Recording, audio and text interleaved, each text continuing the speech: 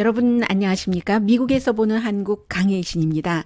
이번 주에 미국에서는 가장 중요하게 다뤄줬었던 것이 역시 한국과 일본의 무역 마찰. 그리고 이제는 미국에서 많은 사람들이 전과는 달리 북한의 핵 동결. 일단 이 핵 동결이 마지막인지 아니면 핵 동결로 시작을 해서 완전한 핵 파기가 될지 알 수 없습니다만 핵 동결이라도 시작부터 해야지 된다 하는 여론이 상당히 많아지고 있거든요. 그리고는 관련 뉴스들 좀 전해드리겠습니다. 먼저 일본과 한국과 또 미국의 3국의 한국과 일본의 무역 마찰을 해결해 보기 위한 그런 그 미팅에 대해서 일본이 거부했다. 그래서 미국 정부도 실망한다. 이게 이제 한국의 보도잖아요. 이제 두 번째로 한국의 대표팀을 청와대에서 파견을 했고 한국의 보도인데 미국에서는 아직까지 뭐라고 얘기하고 있냐면 미국은 기본적으로는 물론 뭐 한국 정부가 전혀 그 미국 정부의 분위기가 아닌데 미국 정부도 실망을 했다 이렇게 말했을 리는 없겠으나 어쨌든 미국 측에서는 분명하게 이렇게 나옵니다. 뭐 심지어 지금 주한미 대사 해리 해리스 대사도 미국은 직접 중재하지는 않을 것이다. 다만 두 나라 사이에 그 대화하는 것 이런 것은 지지를 하고 한국과 일본이 대화를 할 때 어떠한 뭐 미국이 도움을 줄 수 있는 것은 줄 수 있다. 왜냐하면 한국과 일본이 전부 미국으로서 너무나 중요한 동맹국이기 때문에요. 그래서 이제 WTO에서 7월 23일과 24일 조금 더 이제 본격적으로 이 내용이 의논이 될 테고 그래서 굉장히 많은 그 미국의 전문가들은 아주 결론을 명료하게 내리고 있는 것처럼 보입니다. 7월 22일 일본이 이 이슈가 아주 중요하지는 않다 하더라도 그러나 일본의 그 보수를 만족시키기 위한 뭐 한국과 타협하지 않고 뭔가 한국이 징용배상 또 헌법재판소의 그 관련 판결이라든가 위안부 문제라든가 과거에 일본 정부로서는 해결을 했다고 한국 정부와 생각을 하고 있는 또 주장을 하고 있는 그 이슈에 대해서 한국이 아니라고 하고 헌법재판소에서 다른 판결을 내리고 그리고 이제 일본이 그에 대한 보복이 아니라고 하면서 그에 대한 보복이죠. 한국이 가장 중요하게 지금 생각하고 있고 또 한국의 산업에 큰 기여를 하고 있는 핵심 산업인 반도체 산업에 영향을 줄 수 있는 물질 그 세 가지를 수출 규제를 하면서 또 어떤 뭐 수출을 할 때마다 테스트를 받아야지 되는 그런 뭐 그런 것이 없이 수출을 할 수 있도록 하는 화이트 리스트에서 한국을 뭐 뺀다고 하고 그리고 또 한국에 수출하는 그 세 가지 물질이 북한으로 전달이 돼서 또 북한에서 살상 무기를 만든다고 하고 이 같은 그 주장이요. 그런 주장에 대해서는 일본의 그 자민당의 또 다른 그 정치인도 TV 토론에서 NHK에서 부적절한 이런 일들이 그 한국에서 하고 있는데 일본의 국가 안보를 국가 안보가 위험한 일이다라고 얘기를 했잖아요. 그런데 일본도 그런 그 정확한 증거는 내고 있지 않거든요. 그러니까 한국 정부에서 그럼 유엔에서 조사를 하도록 하자. 조사를 해서 일본의 주장이 틀리면 이 같은 그 무역 보복도 철회하고 사과도 해라라고 얘기를 하지만 일본은 애매하게 우리가 뭔가를 갖고 있다까지만 얘기를 하지 아직 보여주지는 않고 있습니다. 그러면서도 역시 그 자민당의 하기우다 그 고찌 의원인데 이 사람도 이번 일이 문제로 인해서 한국과 일본의 관계도 너무 중요하기 때문에 완전히 그 전체적인 관계가 무너지는 것도 원치 않는다 이런 말까지도 하고 있습니다. 그래서 미국에서는 처음에는 이 내용을 그다지 뭐 다루지 않다가 조금 다루다가 나중에는 조금 그 심도 있는 보도까지 하고 있습니다. 그래서 한국인과 일본인의 서로에 대한 정서 또 서로의 일본 사람들이 문재인 대통령에게 느끼는 감정, 한국 사람들이 아베 신조 일본 총리에게 느끼는 감정 다 나쁘죠. 다 나쁘지만 한국 사람들이 아베 신조 일본 총리를 더더욱 못 받아들이는 뭐 이 같은 그 분위기요. 여론조사를 통해서 뭐 그런 내용들도 많이 나오고 있고 뭐 기본적으로는 미국은 아직까지는 그 국가의 입장에서 직접 개입하지 않겠다는 것이고, 따라서 이제 어느 정도 그 보수 사람들을 만족시키면서 선거가 끝난 뒤에 또 다른 그 협상이 있지 않을까라고 보고 있는데, 그리고 이제 더군다나 중요한 것은 한국의 경제계라든가 금융시장, 일본도 마찬가지가 되겠지만요. 이번에 이 같은 그 무역 마찰로 인해서, 마찰이라기보다는 일본이 지금 보복을 하고 있는 것인데, 그런 것으로 얼마나 경제계나 금융시장이 오히려 그 정치계에 압박을 넣을 때, 이게 사실은 정치, 외교에서 시작돼서 한국에선 지금 뭐 저희 마트에서는 일본 물건을 팔지 않습니다 하는 그 선전, 보이콧 많이 하고 있잖아요. 그렇게 사람들의 그 무역, 또 정서, 일본 사람들을 싫어하는 감정, 일본에서도 또 마찬가지일 테고요. 이렇게 되는 것은 경제계나 금융시장에서 정치권에 강한 메시지를 보내야지 될 것 같다. 미국에서는 그렇게 보고 있습니다. 그리고 이제 블룸버그 뉴스가 일본과 한국 사이에 얼마나 높은 담장이 있는가 하는 것을 보도를 했거든요. 사실 무역이라는 것은요, 거리가 멀면은 물류가 있기 때문에 마이너스죠. 그래서 당연히 미국도 바로 아래인 멕시코와 또 바로 위인 캐나다, 이 세 나라가 굉장히 그 무역 관계를 많이 갖고 있고, 자유무역 뭐 처음에 시작을 했을 때 나프타부터 시작을 하기 시작했잖아요. 그 나프타가 바로 이번에 뭐 트럼프 대통령이 마음에 들지 않는다고 하면서 MC 뭐뭐뭐 이렇게 이름을 바꿨고, 세 나라에서 다 이름을 바꿨지만 그 자국이 맨 앞에 나오는 이런 형태로요. 나프타, 자유무역을 한 미국에서도 거리감 때문에, 그러면 뭔가 유럽이랑 거래를 할 수 있는 것이 따로 있고, 배를 타고 한참 가도 썩지 않는 물건들, 기타 등등 그에 비해서 멕시코와 미국은 캘리포니아만 하더라도 국경으로 사람들이 걸어서 넘어오잖아요. 그 정도로 가까우니까 뭐 농산물이라든가 이런저런 것들이 많이 왔다 갔다 하고, 아주 무거운 자동차 같은 것도 뭐 미국 회사에서 멕시코에서 만들어서 가져오기도 하고, 그러면 이제 그 무게라든가 거리라든가 이런 것 때문에 저절로 이득을 보잖아요. 캐나다하고도 마찬가지입니다. 그런데요, 블룸버그 뉴스가 보도하기를 한국과 일본은 그렇게 가까운데도 담장이 너무 높다.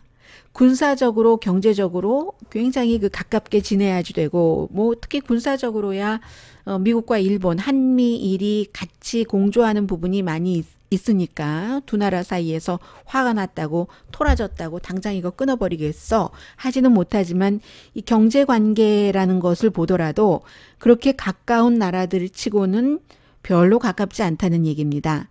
한국이 이제 국민 그 한 사람당 국내 총생산이 이제 경제 규모가 일본과 한국이 상당히 빠른 시간 안에 비슷해졌어요. 국내 그 총생산이 한국이 1인당 44,479달러라면 일본이 43,349달러, 한 3,000달러밖에 차이가 나지 않습니다. 이게 어느 정도로 속도가 붙었냐면 1993년도에는 이 1인당 국내 그 총생산이 일본의 반밖에 안 됐거든요, 한국이. 그런데 2003년, 2013년 한 25년 조금 넘으면서 거의 이제 비슷하게 돼간 겁니다. 그런데 아직까지 한국의 무역 거래 100%로 볼 때 7.5%만 일본과 무역 거래를 한답니다. 그게 1조 700억 달러 정도 되는데, 뭐 유럽연합이라든가 미국, 중국 이런 그 중요한 그 파트너들과는 굉장히 많이 하죠. 그런데 이제 일본과는 7.5%밖에 안 되고, 일본도 마찬가지로 전체 무역 거래량 가운데서 그 1조 3,800억 달러 가운데서 800억 달러 정도만 한국과 한답니다. 5.8%예요. 한국은 전체 그 1조 700억 달러의 7.5%가 일본과 하고 있고요. 가까우면은 그 물류라던가 여러 가지를 생각을 해서 더 해야지 될 텐데 그 정도밖에 안 한다는 겁니다. 일단 무역 관계가요. 중국과 많이 하잖아요, 한국은. 그리고 외국 투자도 비슷해서 뭐 예를 들어서 그 투자 주식에 해외에 투자하는 것이요. 2012년도를 기준으로 할 때 그 한국 사람들이 일본에 투자한 것은 1.8%인데 주식 투자가. 그런데 그러니까 캐나다나 베트남, 인도보다도 훨씬 작은 거예요. 독일 투자보다도 작고 미국 해외 투자하는 것을 보면은 주식 투자하는 것을 보면 미국의 18%, 중국이 더 많아요. 25%, 홍콩 6%, 이 정도가 되는데 그리고 그렇게 따지고 보면 미국, 중국, 홍콩 투자가 한국이 그 해외에 투자하는 주식 투자의 거의 반 정도는 되네요. 일본도 마찬가지라서 일본도 한국에 투자하는 것은 전체의 2.5%밖에 안 된다는 거거든요. 한국은 1.8%고 브라질이라든가 태국, 싱가포르 또 뭐 어디입니까? 홍콩보다도 훨씬 작고요. 일본은 그 중국보다는 미국에 많이 투자를 하죠. 주식 투자를 27%, 해외로서는 중국의 8%. 그러면 일단 그 무역 거래도 일본과 한국이 활발하지 않고 해외 주식 투자에 있어서도 활발하지 않고 외환 시장 거래도 마찬가지고 그래서 이제 그 일본에서는 일본이야 뭐 이민을 많이 받아들이지 않지만 영국 그리고 이민도 뭐 한국만큼 많이 나가지는 않겠죠? 하기는 뭐 인구가 많으니까 그것은 따로 따져봐야지 되겠습니다만 일본 사람들은 한국보다 다른 나라에 이민을 더 많이 가고요. 영국이라든가 호주, 심지어는 브루나이에 가 있는 사람, 가서 사는 사람들이 한국보다 많습니다. 여러 가지 뭐 호감도라든가 그런 것을 생각을 해볼 수 있고 그에 비해서 이민에 대해서는 뭐 한국이야 여러 가지 관계가 있어서 그렇지만 일본에 가장 많이 그 일본에서 가장 큰 그 이민자 집단 내지는 그런 그 국가로 구분을 하면 한국이잖아요. 뭐 그 소프트뱅크 그룹의 뭐 그 손정희 씨라든가 롯데 쇼핑의 신동민 씨 다 뭐 일본에서 살고 있는 한국계잖아요. 그런데 이제 일본에서도 왜 그럼 이렇게 한국과 일본과의 사이에서는 경제 뭐 교류라든가 외국 투자라든가 사람들이 왔다 갔다 하는 거 이게 사실은 굉장히 중요한 것인데 이런 것들에 벽이 세워졌는가. 그게 오랜 뭐 너도 알고 나도 알고 다 알고 있는 우리 모두가 그런 그 역사적인 그 아픔 뭐 한국으로서는 굴욕이라고도 할 수 있고요. 그런 것들 때문에 그러는데 심지어 그 역사적인 바탕으로 온 한국과 일본과의 나빴던 관계가 2000년도 이후에도 도쿄 같은 경우는 도쿄의 그 도지사가 굉장히 그 한국에 대해서 나쁜 시각을 갖고 있고 그런 것들을 노골적으로 표현을 하는 것으로 인기가 높아서 여러 번 당선이 됐었잖아요. 그 이시아라 그 신타로 같은 경우요.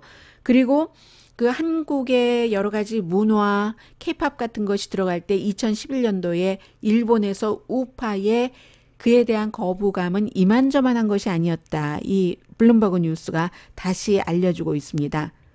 한국에서도 그랬죠. 뭐 한국은 그 일본 노래 그 못 부르게 했었고 못 듣게 했었고 엔카 뭐 이런 게 1998년도까지 금지. 한국은 더 강했죠. 금지였었죠. 일본 문화상품, 노래뿐만이 아니라 모든 것들. 그래서 미국에 와서 살다 보면은 뭐 예를 들어서 그리스 로마 신화라든가 성경, 셰익스피어 이런 작품들은 뭐 미국에서 사는 사람이 본인의 그 인종이 어떤 인종에 속하느냐에 상관없이 이건 고전 중에 고전이잖아요. 로미오와 줄리엣, 킹 리어, 그리고는 그리스 로마 신화에서 어떻게 됐고, 일리아드, 오디세이 뭐 등등 거기에 또 꼭 하나 빠지지 않는 것이 하이꾸입니다. 물론 뭐 노자, 장자 이런 것도 있지만 도덕경 같은 것도 미국 사람들이 많이 읽거든요. 영어로 번역을 해서. 그런데 거기에 하이꾸는 어느 정도냐면 좀 유명한 컬럼니스트들이 컬럼을 쓴다든가 할 때 뭐 줄리어스 시저를 인용하는 그런 형태로 뭐 하이꾸의 은율처럼 뭐 이런 식으로 음율, 은율 이런 식으로 하이꾸를 많이 인용을 하기도 하고 하는데 한국은 그게 안 됐었잖아요. 1998년까지 그 정도로 일본과 한국은 거리상으로는 가깝지만 그야말로 가깝고도 먼 나라였었다는 건데 관계 개선이 그럼 많이 됐는가? 별로라고 얘기를 하고 있습니다. 오히려 일본인 관광객이 저는 이 기사를 보고 이게 맞나 했는데 뭐 전문 그 취재 기자들이 썼으니까 맞겠죠, 당연히. 2018년보다 오히려 한국에서 즐기고 간 일본 관광객들이 2009년도가 10년 전이 더 많았다는 얘기입니다. 10년 전에는 일본 관광객이 거리가 가까우니까 그래도 뭐 5분의 2 정도, 5분의 2면 상당히 많은 편이기는 하지만요. 그랬는데 지금은 5분의 1로 오히려 줄었다는 거잖아요. 뭐 최근에 조금 회복되기는 했다 하더라도 한류 때문에, 케이팝 때문에, 무슨 뭐 드라마 때문에, BTS 때문에, 기타 등등 그랬는데도 뭐 그리고 지금 이제 다시 또 줄어들 수도 있지만 최근 이런저런 일로 그 정도로 일본과 한국은 가깝지 않았다. 재정, 이민, 문화 교류라는 것이 뭐 두 나라 사이에 어떤 형태의 전쟁이라는 것도 완전히 막지 못할 수는 있지만 긴장 완화는 할 수 있는 거 아니겠어요? 그래서 뭐 싱가포르와 말레이시아가 그렇고 중국과 대만이, 미국과 중국이 어느 정도 뭐 미국과 중국은 재정 교류가 많습니다만 뭐 또 그리고 유학생들 이런 교류가 많잖아요. 그런데 일본과 한국은 이게 그 없어서 계속 무슨 문제가 생기면은 굉장히 다시 그 탄성이 예전으로 아주 싸늘한 이쪽으로 확 돌아가 버린다. 이런 내용을 그 블룸버그 뉴스가 보도를 했습니다. 그리고 북한 문제에 대해서는 오늘 그 워싱턴 포스트에 오늘 미국이 일요일이거든요. 칼럼니스트의 글을 먼저 소개를 해드리겠습니다. 마이클 모렐이라는 칼럼니스트인데 이 사람은 2010년부터 2013년까지 CIA 부국장을 지냈으니까 오바마 시절이에요. 그런 사람인데 핵 동결이 북한 핵 이슈에서 아주 합리적인 다음 단계다라고 지지를 합니다.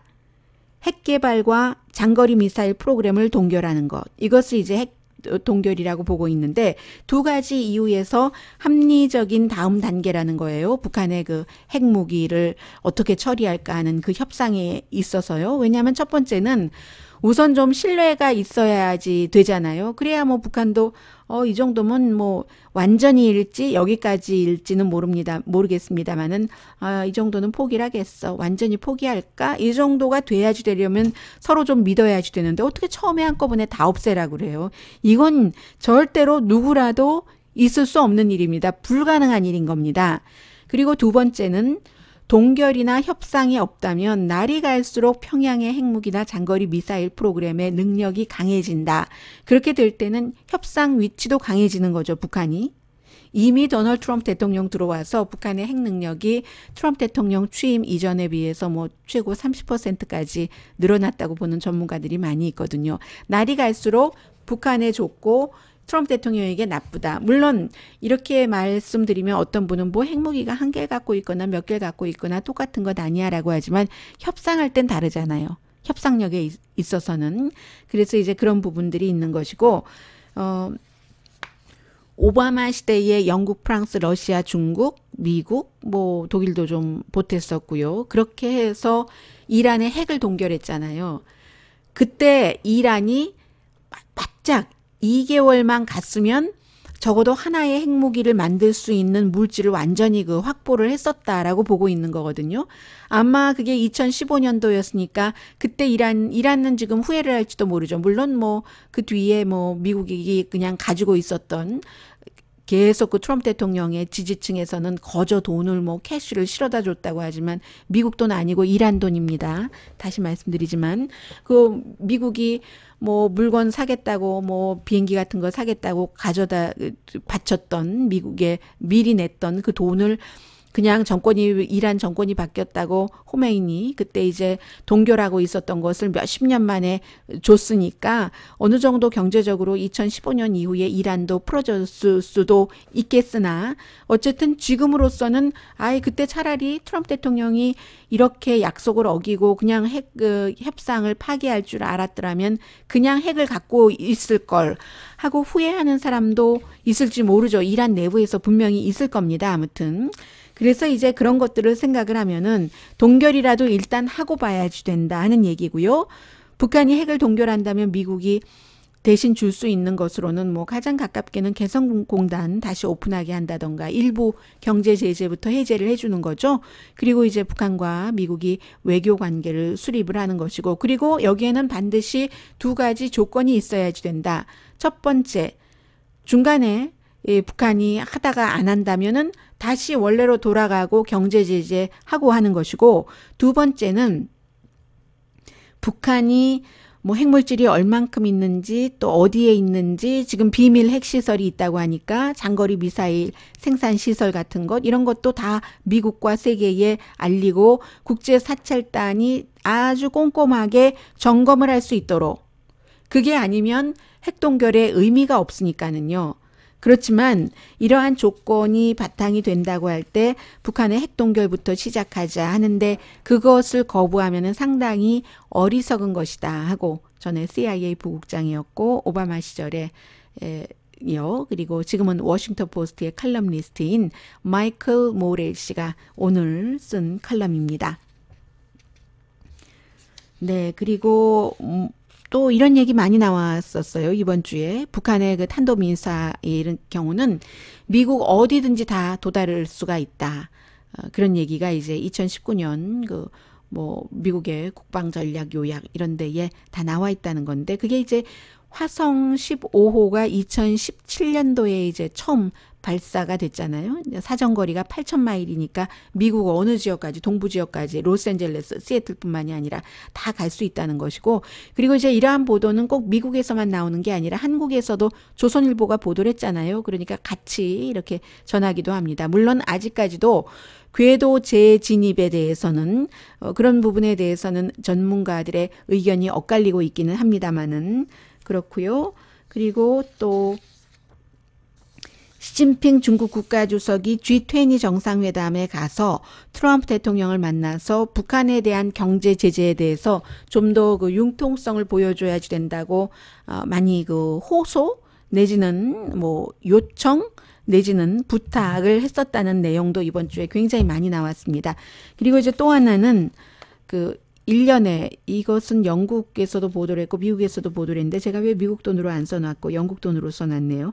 1년에 그 김일성 주석, 김정일 위원장, 이런 이 두 사람을, 할아버지와 아버지 김정은의 이 두 사람이 이미 죽은 사람이지만 산 사람처럼 그렇게 냉동돼 있으려면 1년에 유지비가 32만 파운드가 든답니다. 금수산 궁전에서요. 누워있는 거잖아요. 그런데 캐시가 없으니까 미국의 경제 제재도 아주 강하고 해서, 그래서 지금 북한에서 공장 일꾼들에게 그 돈을 내라고, 대신에 이제 돈을 내면 어떤 충성한다 해서 충성 증명서 같은 것을 준대요. 그리고 이제 충성 증명서를 줄 때도 뭐 축하식도 하고 한다고 하거든요.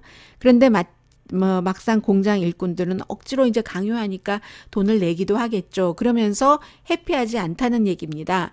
아니, 우리도 못 먹고 못 사는데 이렇게 돼 있으면 우리도 조금 더 뭐 휴대폰도 좋은 것으로 바꾸고 싶고, 아들 딸 그 결혼시킬 때 뭐 좋은 뭐 한국 옷도 입히고 싶고 하는데, 이게 산 사람이 먼저 살아야지, 이미 죽은 사람 언제 죽었는데 계속 그렇게 돈을 우리의 돈으로 할 수가 있는가 하는 좀 그 불만이 많다 하는 내용도 보도가 됐고요. 그리고 또 하나는 지금 미국의 국가안보보좌관 존 볼튼에 대해서는 생명력이 깁니다. 이 정도까지 그 하노이 회담 이후에 트럼프 대통령이 어제는 또 그런 얘기까지 했잖아요. 그제였었나요? 김정은이 나를 보면 굉장히 행복해한다.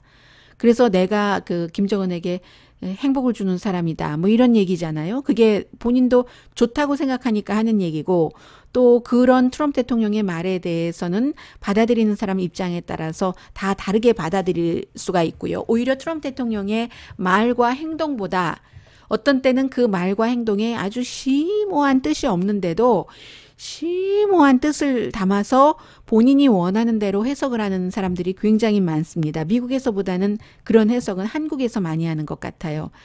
그런데 어쨌든 한국에서 트럼프 대통령을 아주 좋아하는 보수이거나 아니면 트럼프 대통령을 솔직히는 다른 것 다 싫어하고 굉장히 경멸하면서도 북한과 어떻게 뭐 일 처리를 해주지 않을까 해서 트럼프 대통령을 귀여워하는 한국의 진보나 그런 사람들은 에이, 트럼프 대통령이 이런 말을 하면 그게 이런 뜻이 있어서 그럴 거야. 저 뒤에 깊은 뜻이 숨어 있어. 하고 생각을 하고 대부분의 사람들은 깊은 뜻은 무슨 깊은 뜻? 뭐 이렇게 생각하는 사람들도 굉장히 많고요. 그런데 존 볼튼 국가안보보좌관은 대통령과 북한에 대한 이슈에서 상당히 다른 모습을 많이 보여줬는데 위태위태하다 하는데도 아직까지 백악관에 있습니다. 그런데 이번에는 그 대통령이 국가정보국장을 해고하려는 그 카드를 만지작거린다는 얘기도 나오고 있거든요. 댄 코츠.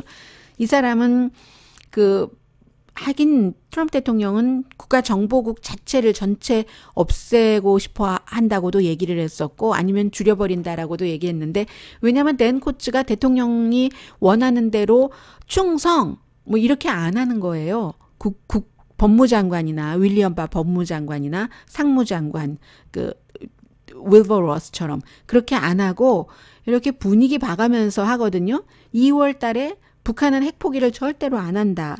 이런 말을 했고 그러니까 대통령이 좋아할 리가 없죠. 예를 들어서 뭐 대통령이 국가정보국장에게 오바마가 내 트럼프 타워를 도청을 했어. 그 도청했던 증거를 찾아라 하면은 도청은 무슨 도청 다 할만하니까 FBI가 수사를 한 거지. 이렇게 나오는 것이고 그리고 실제로 연방법무부에서 조사를 했어요. 윌리엄 바 아래 조사해서 이번 주인가요? 지난주인가 나온 거 보면은 영국의 정보원이었던 크리스토퍼 스틸 그 사람의 보고서가 상당히 일리가 있다 하는 결론이 나왔습니다. 그런 결론이 나왔고 그리고 이번에 새로운 책에서도 지난 1월 달에 물러났던 폴 라이언 하원 의장과 나중에 이제 대통령에 의해서 해고된 백악관의 비서실장 라인스 프리버스 비서실장이 대통령이 오바마가 내 트럼프 타워를 도청했어 하고 트윗을 하니까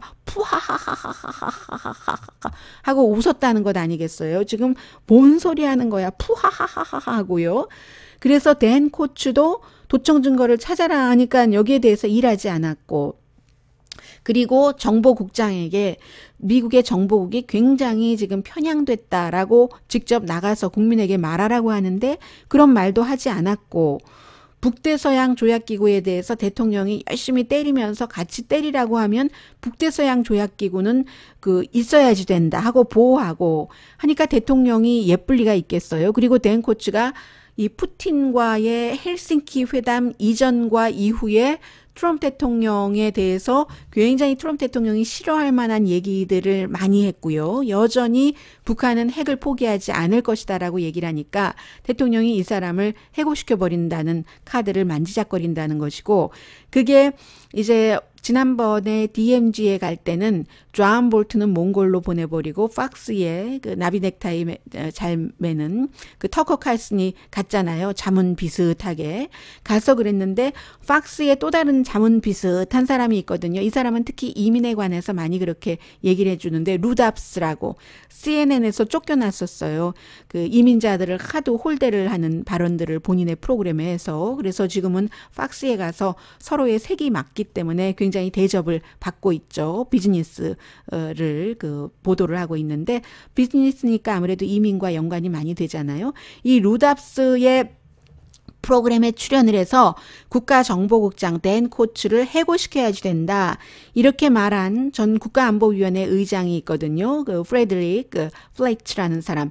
이 사람을 전에 CIA에서 분석가로서도 일했고 이 사람을 대통령이 이렇게 국가정보국장으로 새로 만들고 싶어 한다 하는 얘기니까 만약에 존 볼튼이 사라지고 댄 코츠가 사라지고 하면은 또 트럼프 대통령이 북한과 본인이 원하는 대로 하고 싶어 하는 그쪽으로 가는 길이 조금 더 트일 수도 있고요. 그러나 모든 일들은 어디서 어떻게 뜻하지 않게 어떠한 일들인가가 바람인가가 구름, 햇볕 때로는 이런 것들이 알 수 없는 요인으로 내려오기 때문에 북한 이슈에 대해서는 트럼프 대통령과 지금 김정은 위원장과의 여러 가지가 어떻게 될지 아직까지는 그 뚜렷한 그림은 보이지 않는다. 다만 트럼프 대통령이 굉장히 김정은 위원장을 좋아하는 것 같고 또 좋아하는 것 같고 국민들은 그러나 그다지 그 대통령의 그 같은 모습을 좋아하지는 않는 것 같다. 이 정도 말씀드립니다. 네, 미국에서 보는 한국 오늘 여기서 끝내고요. 저는 내일 로스앤젤레스 시간으로 아침 9시에 오늘의 미국 정규 방송 시간에 뵙겠습니다. 강혜신이었습니다.